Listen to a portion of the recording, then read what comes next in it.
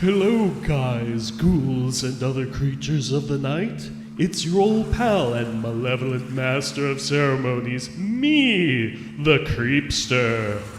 We begin our frightful ghost ship month with a bang. Some of you have heard of this one before. It's a tale that's haunted the nightmares of mariners for some 8 decades. And you know what they say about scary stories. The older they are, the more true they are. This story is full of death and intrigue, and it's even inspired a game by a similar name.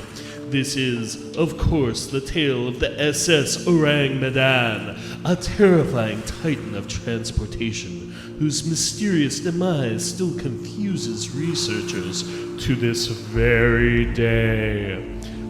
Let us begin, shall we? Well, go on then. Wait, huh? Start reading, smart guy. Wait, seriously? You come on here, press gang my channel into doing silly ghost stories, and now you expect me to tell them? Look, man, I charge by the hour for this, so I can read it for you. But then you'll be haunted by the bill. Alright. No need to break the fourth wall. I'll tell the story, alright? February 5th, 1948. The Straits of Malacca.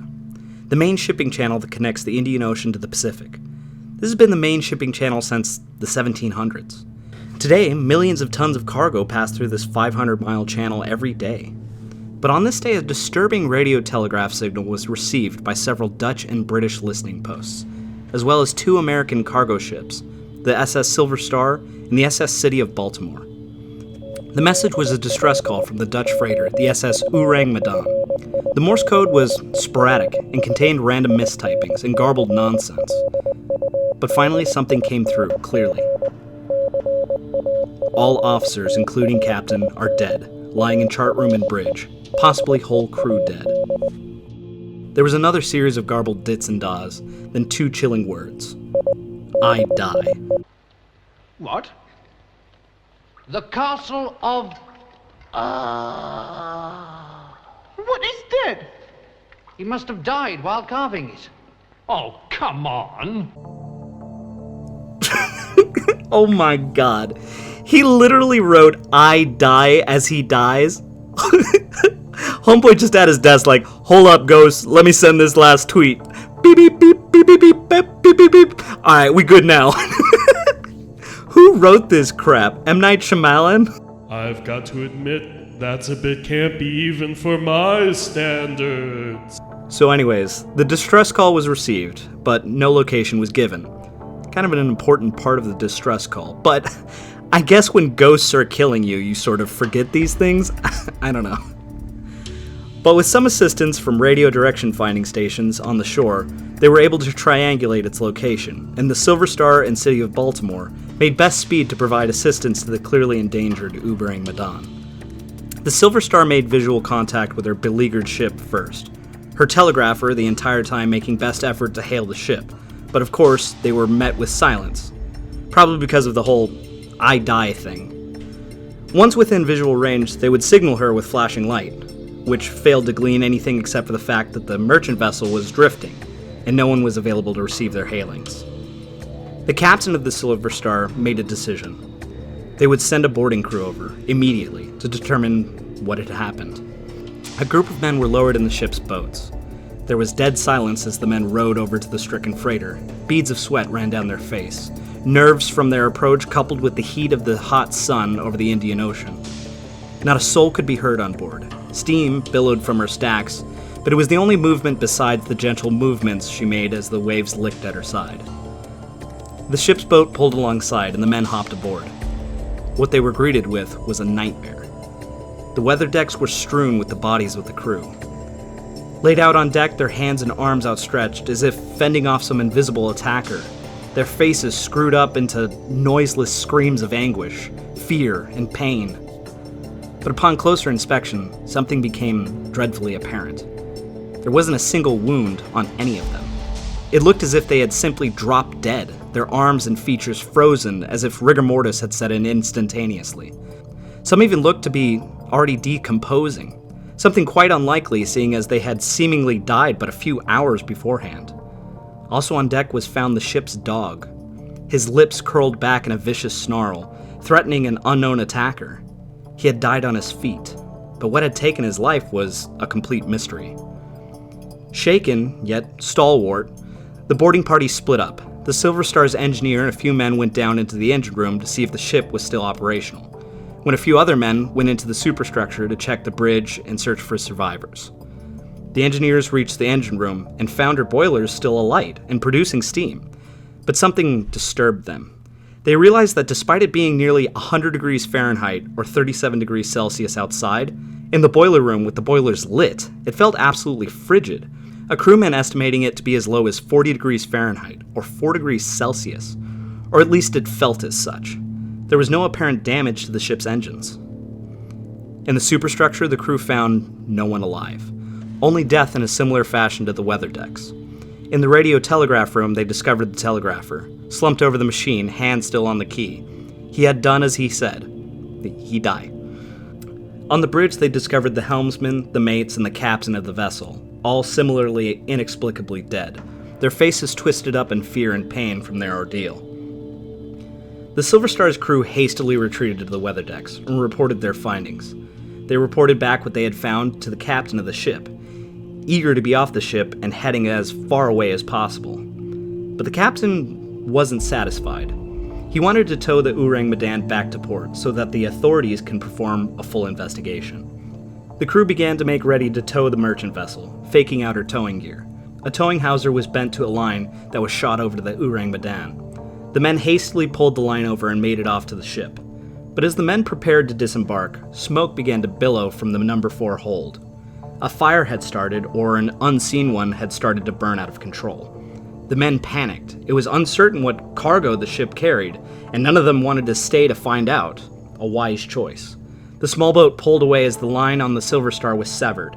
No sooner had the towing hawser cleared the gunwale when the Ourang Medan exploded spectacularly, the entire vessel lifting out of the sea before slamming back down with a terrific splash, nearly capsizing the ship's boat as the men rowed furiously for their lives.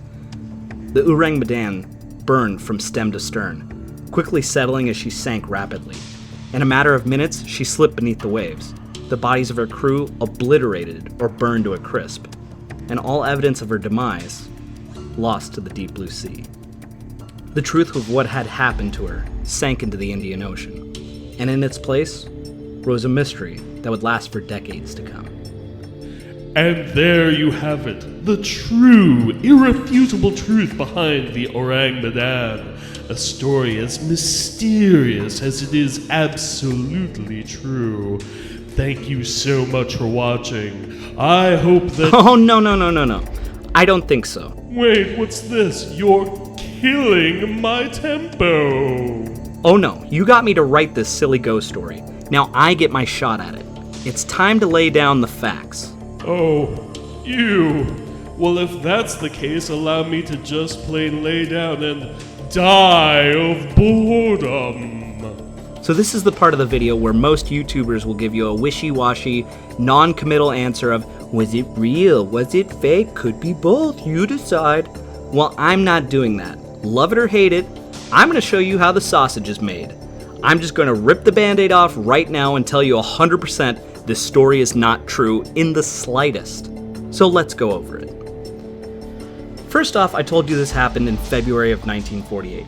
But that's just one of the many things that no one can seem to agree on. Many publications have stated saying that's the date, but prior to that, it was written to June of 1947, or other dates in 1947. But most damning is the fact that the first article written about the ship's demise was in the UK in 1940, where the article, which was apparently sourced from the Associated Press, stated the vessel had in fact found its end in 1939, nearly a decade beforehand. I also said the ship went down in the Straits of Malacca. A fitting place, surely. Plenty of vessel traffic flows through there. But that's just one location out of a myriad of places mentioned, both in the Indian Ocean and South Pacific. One source even states they didn't even know where the ship sank because it was told by a man that said he fled the ship before it sank, stating it was anywhere between Chile and China. Other locations include the Marshall Islands, the Solomon Islands, and Fiji. Now the sources, or should I say, distinct lack thereof.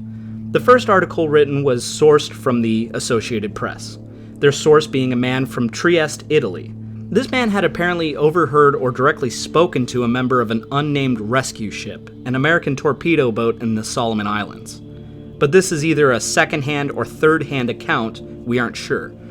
Later accounts sourced directly from the rescue ship, but fail to mention the ship's name. They state this time it was in the Marshall Islands.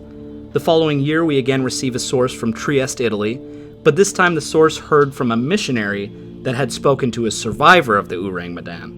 Apparently, there was a fire aboard the ship and the man had fled in a lifeboat for fear of the ship exploding. He died shortly after telling his story.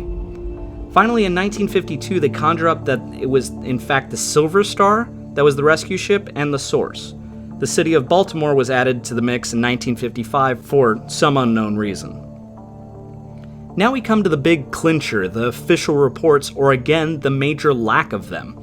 How is it that with all these listening posts and with 2 rescue ships, not a single logbook exists documenting this incident?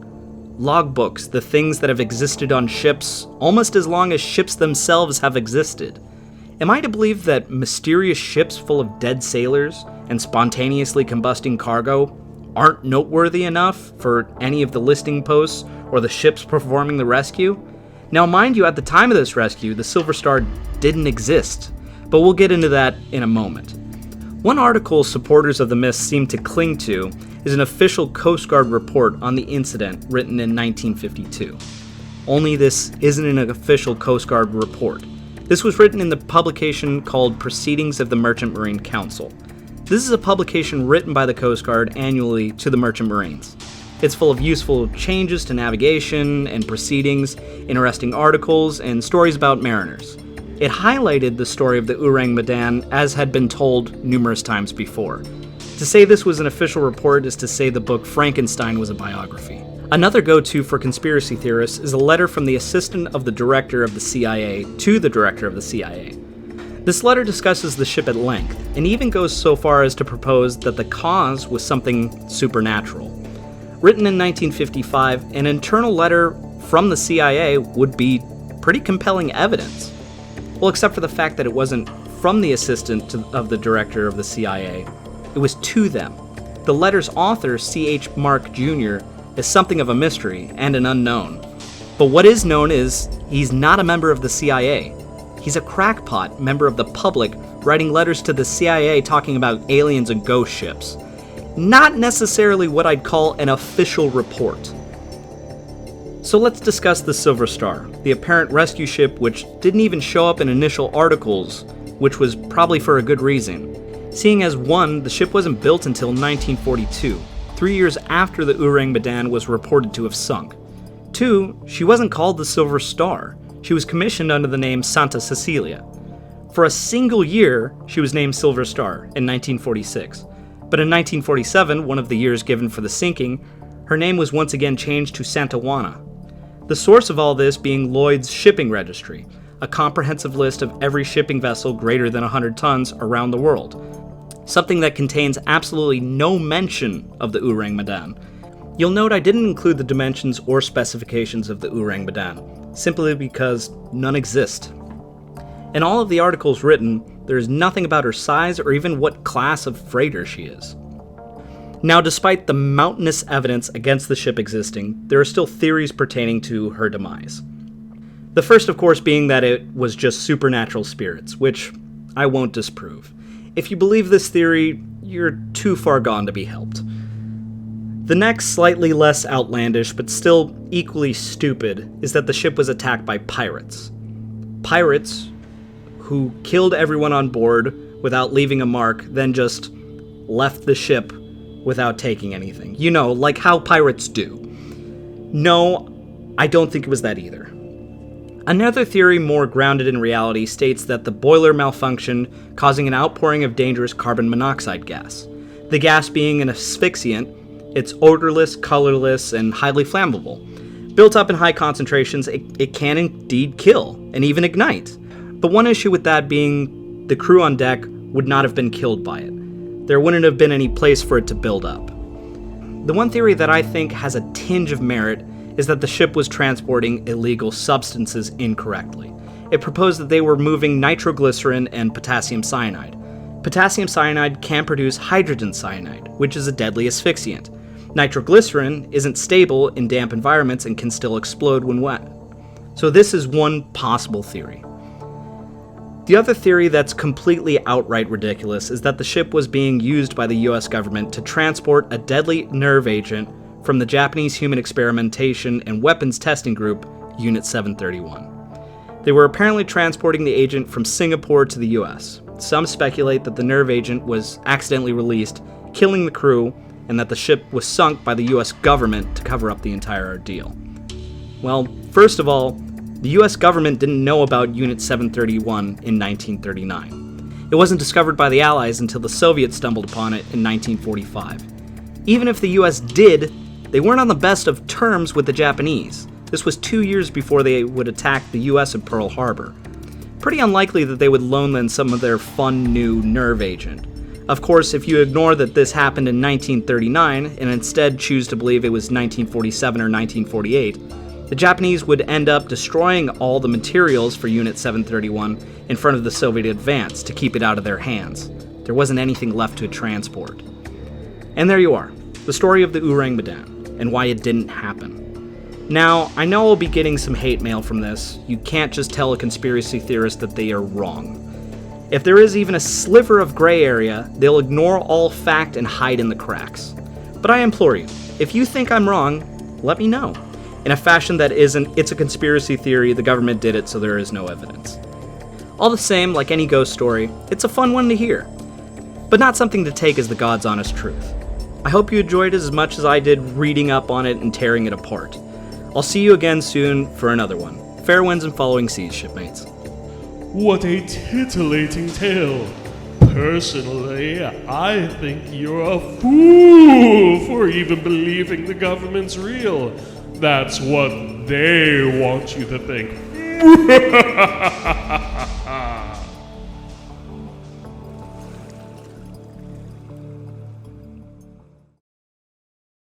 He had done as he said. He died.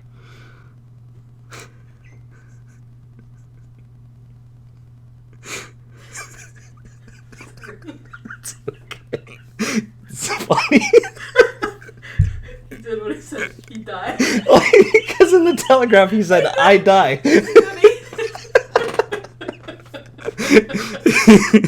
Sorry. I die. He died.